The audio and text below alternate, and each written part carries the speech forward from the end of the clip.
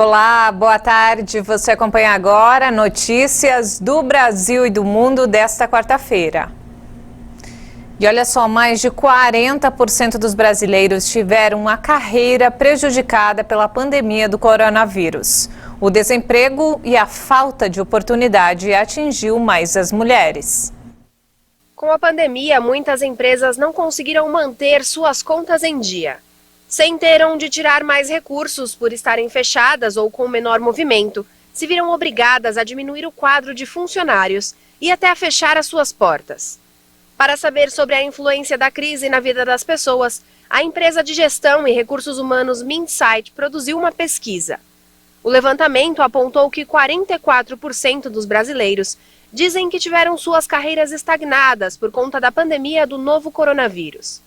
Para 73% dos brasileiros, a Covid-19 atrapalhou os planos de desenvolvimento profissional. O levantamento também aponta que os impactos da Covid afetaram mais mulheres do que os homens. Das mulheres entrevistadas, 58% estão desempregadas, enquanto entre os homens, 44% não estão trabalhando. Sobre a percepção do mercado de trabalho, 61% das mulheres afirmaram não sentir o mercado de trabalho aquecido e que não há vagas disponíveis. Entre os homens, 52% têm essa mesma impressão. O levantamento ainda revelou que 43,7% das pessoas ouvidas declararam ter sido demitidas durante a pandemia. 51,2% estão desempregados e buscando uma reinserção no mercado de trabalho. E 65,9% mudaram o plano de carreira por conta do coronavírus.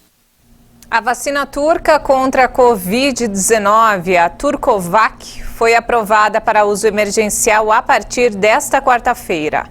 O presidente Recep Tayyip Erdogan disse que pretende compartilhar o imunizante com outros países. Foi o que declarou o ministro Fahrettin Koca, que acrescentou que o imunizante vai começar a ser utilizado no final da próxima semana. O processo para aprovar o uso emergencial do imunizante feito de um vírus inativado foi iniciado em novembro pela Agência Turca de Medicamentos, subordinada ao Ministério da Saúde.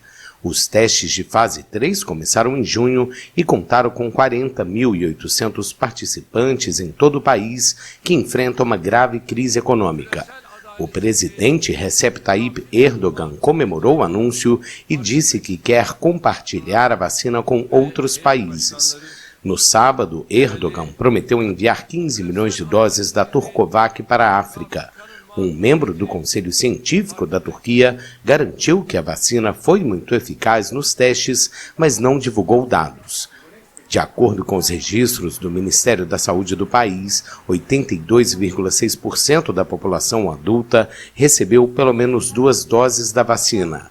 Um balanço da AFP revelou que mais de 80 mil pessoas morreram de Covid-19 na Turquia. E mudando de assunto, dezenas de pessoas estão desaparecidas após um deslizamento de terra nesta quarta-feira em uma mina de jade na região norte de Mianmar. Os acidentes são comuns no país em um setor lucrativo, mas que muitas vezes não segue as normas de segurança. O deslizamento na mina de Pacante, no estado de Caxim, ocorreu durante a madrugada. Mais de 20 feridos foram levados para hospitais da região. Quase 200 socorristas foram mobilizados para o resgate, mas ainda não há um balanço de vítimas. Dezenas de pessoas morrem a cada ano trabalhando na lucrativa e mal regulamentada indústria de jade em Mianmar. Frequentemente, o setor usa migrantes mal remunerados para extrair esta joia altamente cobiçada na vizinha Xi. Em 2020, fortes chuvas provocaram um acidente mais grave do tipo, com 300 mineiros atingidos por um deslizamento em Pacante, coração da indústria birmanesa do jade. O comércio da pedra preciosa gera mais de 30 bilhões de dólares por ano, quase metade do produto interno bruto do país, e está cada vez mais vinculado a atividades ilícitas como o tráfico de drogas e armas. Centenas de pessoas morreram na passagem do tufão Rai pelas Filipinas. E as que sobreviveram enfrentam grande dificuldade e imploram por água e comida. A passagem do tufão Rai deixou centenas de mortos e um rastro de destruição. Muitos moradores ficaram sem nada.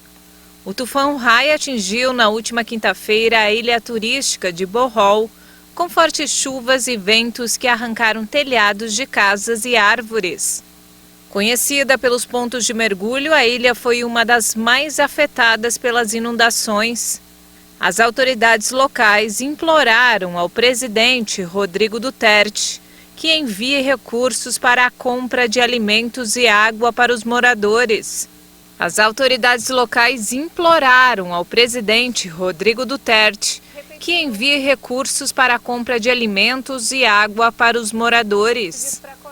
Duterte declarou o estado de calamidade nas áreas atingidas pelo tufão, o que libera recursos para ajudar os afetados.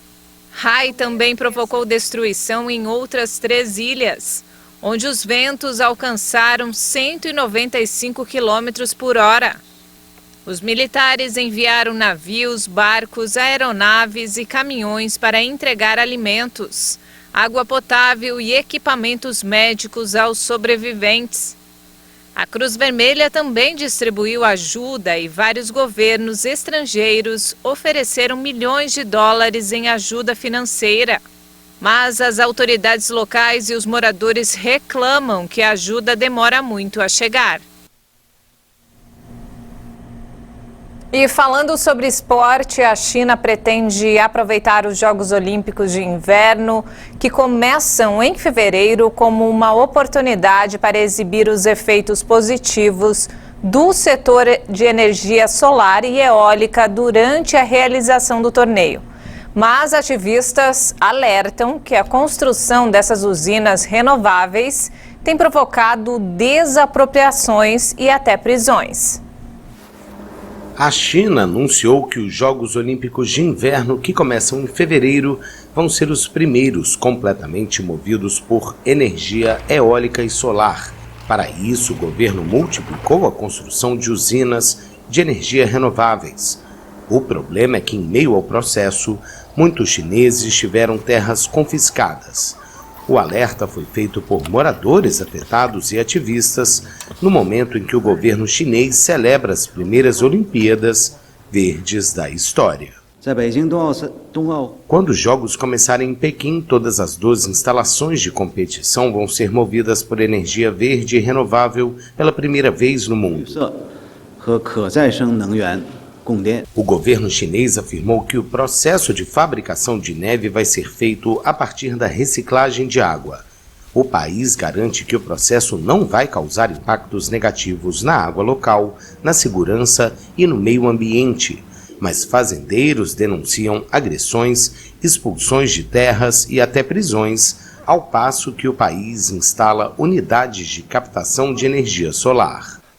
Qualquer um sabe o dinheiro que eles nos devem. Denunciar? Para quem podemos denunciar isso? A situação é semelhante a uma máfia. Se você quiser denunciar, será reprimido, preso e condenado. A China é a maior produtora internacional de turbinas de vento e painéis solares. O governo pretende aproveitar os Jogos de Inverno como uma oportunidade para exibir sua tecnologia verde e ampliar mercados. A segunda maior economia mundial deseja que 25% de sua energia elétrica venha de fontes não fósseis até 2030. Mas, para alcançar a meta, o país precisa dobrar sua atual capacidade eólica e solar, o que provoca ainda mais temores em ativistas sobre mais desapropriações. E essa edição fica por aqui. Mais informações daqui a pouco às 5 da tarde com Maria Alice Dias. Obrigada pela companhia.